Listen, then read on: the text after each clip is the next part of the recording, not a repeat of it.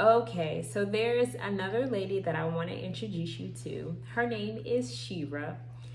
She's not well known like some of the other ladies that are sprinkled throughout the Bible.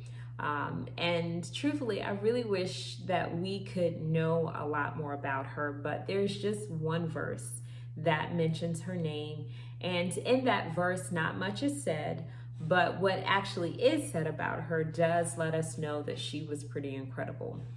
So the one verse that mentions Sheerah's name, it can be found in First Chronicles chapter 7, verse 24, and it says that his daughter was Sheerah, who built Lower and Upper Beth Horon, as well as Uzzen Sheerah.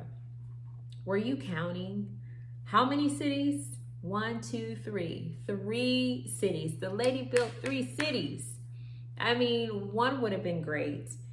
2 would have been awesome, but 3 is like, it's just epic, okay? Research says that these cities and these towns were located about 15 kilometers or just over 9 miles northwest of where one day the city of Jerusalem would later be situated. Sheerah's 3 cities were also built in strategic hillside locations, and then they went on to have a long history. I'm impressed.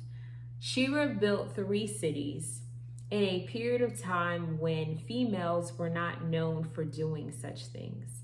In those days, girls and women, they may very well have been honored or respected in their communities, but it was more often the result of who they were connected to, more so than who they were on their own or what they created or actually built themselves. There are very, very few women who are named in biblical genealogies because at that time, the family line was traced through the parents. Through the fathers. And so it is significant whenever a woman is mentioned, and then it's even more significant when that woman is named. So back to Sheerah and these 3 cities that she built. So I did a little research because I wanted to understand the basics of what's required to build a city, and it's a lot. It is a lot. And I would say just think about the region and the city that you live in. You know, someone had to establish it. And our girl, Sheerah, she did it like not 1 time, not 2 times, but 3 times. And obviously, she had a lot to consider, a lot to process, and a lot to handle. So if you're wondering, what does Sheerah have to do with me? You know, building a city is just not my thing.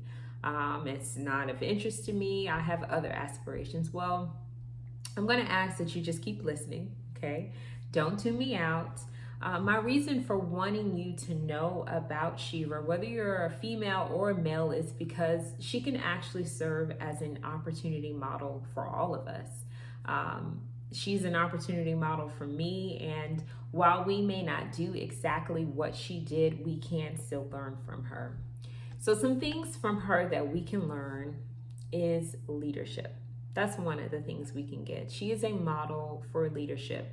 She had an idea and a vision for a city, and while we know that she is credited according to the text for being the one that built the city, we know that she didn't actually build it all by herself.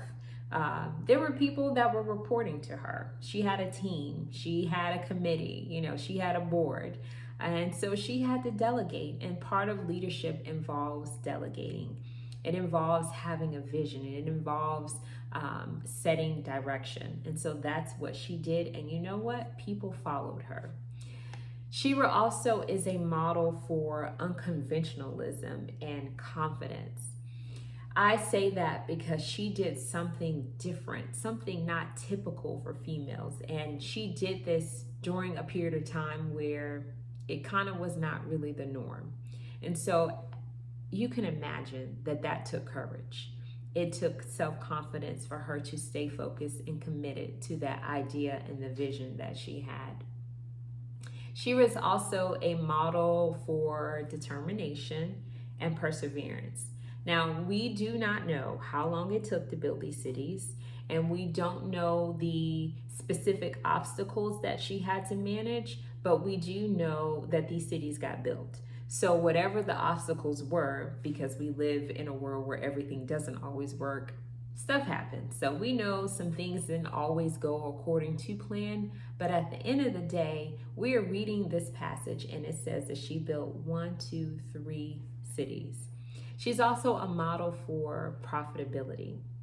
You know, building and maintaining a city requires money. Okay, we all pay taxes, right? We pay taxes, we have, expenses, living expenses, all kinds of things that require money. So as you can imagine, just building a city requires money. And she took responsibility for the financial wellness of her cities. And how do we know this?